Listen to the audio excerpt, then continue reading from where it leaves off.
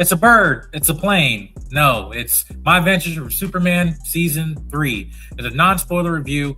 We got privilege of watching these episodes early of the entire season, all 8 episodes, I believe. And this was going to be premiering on HBO Max, on Adult Swim, and all that. So we will be available on Saturday when the release date of episodes weekly per after that. But yeah, I'm here with Jay King and Lance. And I had a really good time watching this show. Big fan of this show. At first, it came out, it was like anime style Superman animated series. Again, didn't know what to expect from it, but now here we are for the 3rd season. We got another spinoff show announced within the world and everything. So, yeah, and this season, there's a lot of Easter eggs and stuff, and we're going to get into it non-spoiler. But I'll start with Jay King. Jay King, what was your initial thoughts after watching season 3 of My Adventures with Superman? I think overall, I had a really good time with this season. And I think it's mostly because of the overarching theme that they're going for. We can't get into too much of the stuff that happens within this, but just the theming of not of an unknown future is the best way I could put it. That ties all these characters together within this 3rd season. I really enjoyed it. Again, there's a lot to love here. The action is still as great as ever, even elevated to some, certain degrees when we get to certain episodes. The cast continue to do really well. Again, Jack Quaid as, Superman. Man is solidifying himself, as another Superman. But again, I think he's done a really good job of just his version of Clark Kent and his version of Superman over these last 2, now 3 seasons, as well as this specific Lois Lane and Jimmy Olsen, and now Kara Zor-El, Supergirl, being a part of the main crew after being somewhat antagonist, somewhat on the fence, back in season 2. So again, there's a lot to look forward to here. And again, we're tiptoeing, but I can say is this 3rd season is definitely one that for Lois and Clark fans, I say especially, you're going to enjoy. And even Supergirl fans, you'll definitely enjoy this take on her as well. Lance, I just want to know your thoughts here, because now we're at season 3 of this show. That we now have the addition of Supergirl after season 2, and the world just continue to expand. We got Lex Luthor, we got Deathstroke, we got Amanda Waller, and all these other characters that have been explored in the last previous seasons. And this season, we get introduced to some other characters. But just want to know your thoughts as a DC fan. What was just your expectations going into season 3 now that we're also tackling a big storyline within Superman, which is type of the reign or the death of Superman's quote unquote? Honestly, going into this season, I was very, very optimistic because I loved season 1. I love season 2. I love the introduction of how all these characters got to where they are. Honestly, a big highlight in this season for me was Jimmy. It's Jimmy. Anytime we get a new version of Jimmy, I'm locked in. But I've been locked in on this version of Jimmy since season 1 because he's not just your typical photographer or whatever. They're trying to take him in a different direction. He's doing stuff in this season that honestly, all I'll say is my Superman's best pal, Jimmy Olsen. Once you see where they go with that and how he's handling that, it's genius because it honestly gives me the vibes. This season gave me vibes from Supergirl, with how they're handling some of the Kara stuff. Gave me vibes from Supergirl because with Kara, she's not essentially just the like a Clark clone. So I think you're getting vibes from Supergirl. You're getting vibes from the Woman of Tomorrow storyline, and then you're also dealing with, like Jay King said, unknown futures. And I like that you brought that up because again, that ties into Jimmy very heavily. Jumping to with Clark and with Lois. Again, you guys will be very, very happy with how they're handled this season. I feel as if they're even closer than they were in season 1 and season 2. And honestly, that's what you want. You want character progression. This show has a lot of character progression. And this is top tier for me. This is top tier Superman content. I don't know how to go even further without potentially spoiling something. Just know you're in for a treat. Yeah. To your point, is you're reminding me of vibes of Supergirl, the CW show, but not in the soap opera way of it all, because again, like these are also younger characters, right? But at the same time, it's not Smallville, but it's still younger, Superman characters in their early years before they actually flourish on and have like full on legacies and everything. But we're seeing that, and they play on to that in this season. But to the point of like Clark and Lois is like their relationship is it also a realistic interpretation of young adults today, current generation, dealing with having commitment issues, expectations of not only their partner but themselves, also going to the next stage and evolving, and now like, hey, things are getting serious and going to the next level, and having a real conversation of what both people are going through and the anxiety of it, console with friends and people, and also the drama of it all when people just are immature and don't make the best choices, and they have to come out of it when they don't know how to communicate their feelings effectively, particularly with Jimmy and Supergirl, right, with that case. But and I really like how they did that in terms of having like an honest depiction of young adults going through that. But it's to a point of like this world expanding.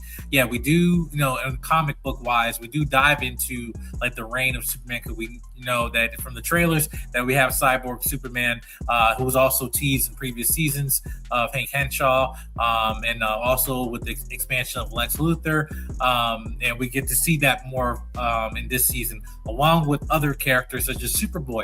Now, from the trailers, you don't know what type of who Superboy this is. In the show, you'll get the answer fully and everything, and see where they go with that. But with the character of Superboy, I like that they wasn't as much as each season as it's like, okay, we're adding another Superman character. We added in Supergirl, we added in Steel, we added all the other characters, and at points you could get to a point where the fear of it being convoluted and be so jam-packed, all right, now we got to add another bigger character in the next season and stuff, right? But I thought that it was actually these new additions were pivotal to the story now that we have both Superman and Supergirl and going through their relationship now that Superman's not on his own anymore, but also the fact of like, hey, now the consequences that were made in the last two seasons are now affecting not only Clark but also Kara, and those things of how these people are dealing with these consequences is also, again, it's fascinating, because as a DC fan, we're now seeing other characters now evolving into their iconic versions. But I will talk to you, J. Kim, about the Easter eggs. No, not to spoil anything, but there's a lot of Easter eggs in this show, and not only that, there's a lot of meta commentary that's actually hilarious in terms of jokes that they make. They're not meant to be like, we're just a silly show. Like, no, you're making a joke because of the universe that you're in, and also the setting, the animation, the designs. Like, there is cameos, if you call it cameos, but just stuff in the background that are in there that's not mentioned, but just there. And as a fan, you catch that, you're like, wait a minute, what's that? Pay attention in episode 2. Yes. Yes.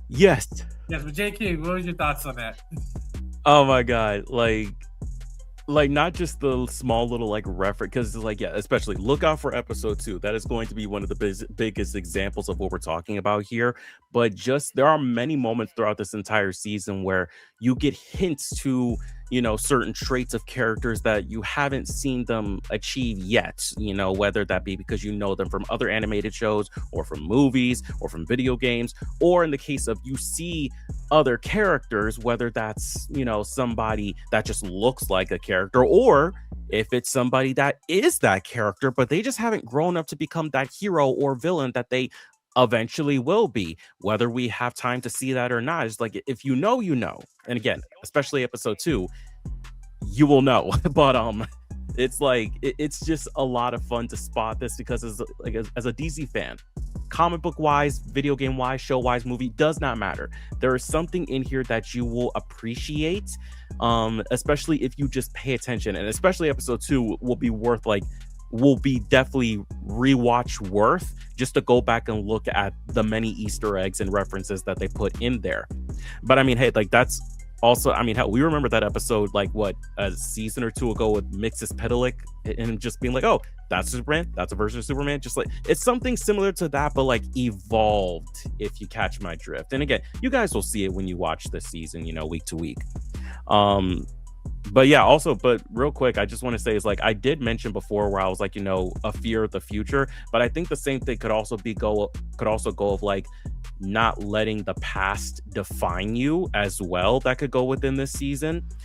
Because even though we kind of dealt with certain things last season has big repercussions into this third season as well, and I can't go into why, but it really makes the narrative just flow very well from like the second season to here, to where these characters are trying not to let the future scare them while also not letting the past define who they are. It's a very living in the moment sort of season that you see within Kara and Jimmy, and that you see within Jack Quaid's Superman and Alice Lee's Lois Lane, and that you even see within characters like Lex Luthor or Deathstroke, and other characters that, again, we can't say right now, but you'll see them when you see them.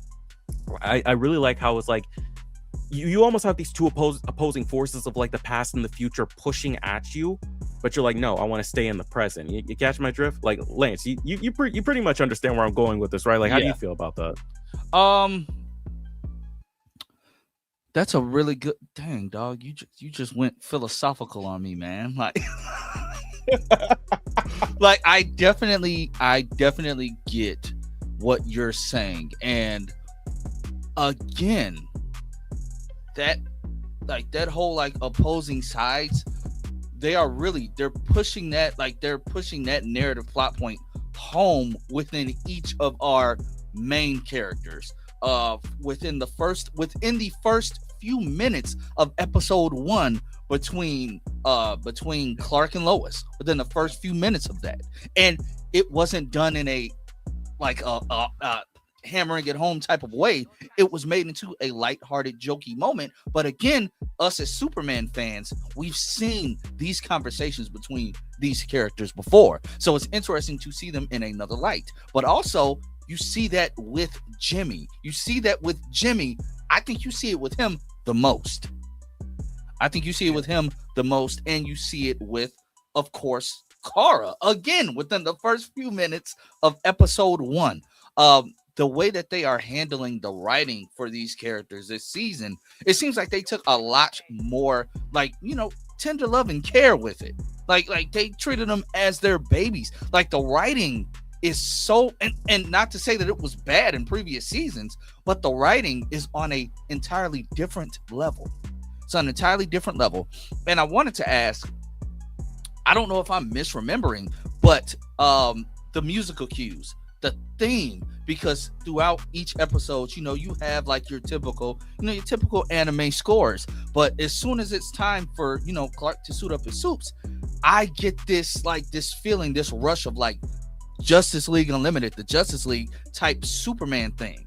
And listening to that each time, I'm like, yo, like that's evoking like memories from my childhood. I'm sitting here, I'm watching an animated Superman, and you're bringing back those themes from the Cartoon Network days. Like, was I the only one that noticed that? Like, it's quick moments.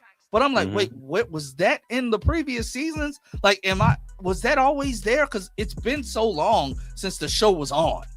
I think that's always been there. I think it's just hit a new level this time. Because, like, I think that was there the previous season. It's just like, you do start to notice that a lot this season. It's just like the musical cues elevate and enhance what's already going on the screen for the small, quiet moments and for the big action moments.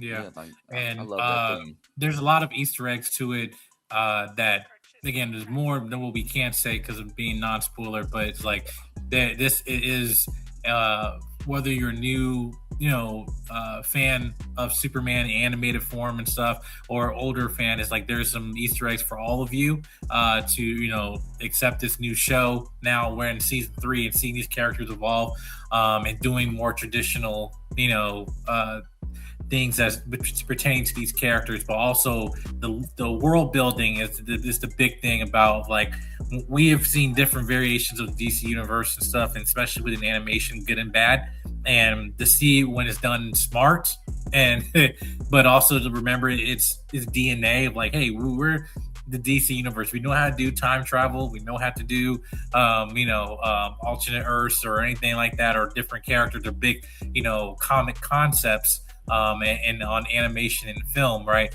Well, film, we're waiting for that to happen. But anyway, but like I thought this was a great, if you're a fan of DC animation, you're going to love, especially if you're an anime fan. There's anime moves, especially the final few episodes.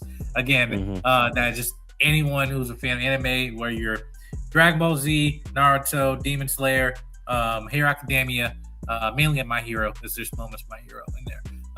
But yes, this is really is a love letter for to those fans in that animation and fighting style in those shows and everything. But to end off with you guys is like rating. If you have to rank, I guess just from a letter, like rating from A, B, or C. Let's start with J. King. What score will you give? I would probably give this, just in terms of talking about where this has all gone, I'd probably give this like either an A or like a B plus, because as I said, I feel like even if it wasn't fully what they had planned out when they started this show, that where the show has gone so far, whether this is the end of the show or not, or they have a fourth season or not, I think that this is a really good culmination of everything they have been doing with this version of Superman and Lois and Jimmy and Kara and Lex and all of them since the beginning. This has felt like a really good like narrative, like through line, like end point for these characters. Whether this is the end or not, I have no clue. Would love a season 4 to get greenlit, but we'll see. But no, I would definitely give this like an A or a B plus. This was a really good season. You guys will enjoy this a lot for the small quiet moments between our characters, for the big action moments between, against them and the likes of Cyborg Superman, who we'll get to that, when we get to that. But it's like, this was just a really good season. So I would definitely say you guys are in for a huge treat. Lance? I'm in the same camp, around like a A or a B plus. Just from like, even within the first few minutes of the first episode, like I knew like it's just something about this show that had people waiting for it to come back. And within those first few minutes, I'm like, yeah, they struck gold again. Only reason I would give it a B plus is because a show like this, animation, you can go longer with it. I'm just honestly tired of like even animated shows between like this and Invincible only having like 8 episodes. This is a show that I would want to have more episodes, not even just fillery, but you could stretch out this story so much more. So if I were to lower my score, it would just be because of that. But again, you guys are in for a major treat. And if we do get a season 4, cool. If we don't, I think that this season, I think where it all goes is fine, but we need season 4. Don't listen to us. We want season 4. All right. Don't listen to J. King. Do it. I mean, I want season 4 too, but okay. Yeah. I will give this a rating. But yeah, I really enjoyed this show. That's probably my I did really enjoy season 2, but this was probably my second favorite season. And everything, but I'll just say that for the time of this show coming out, again, we're just in the reign of Superman and DC IP. We got just Supergirl, feels great. In the time of where it is right now, again, just a good time to be a DC fan. And I think you guys, you're a fan of Superman, Supergirl, DC Universe, you're in for a treat for this show when it be released on Saturday on HBO Max on Adult Swim.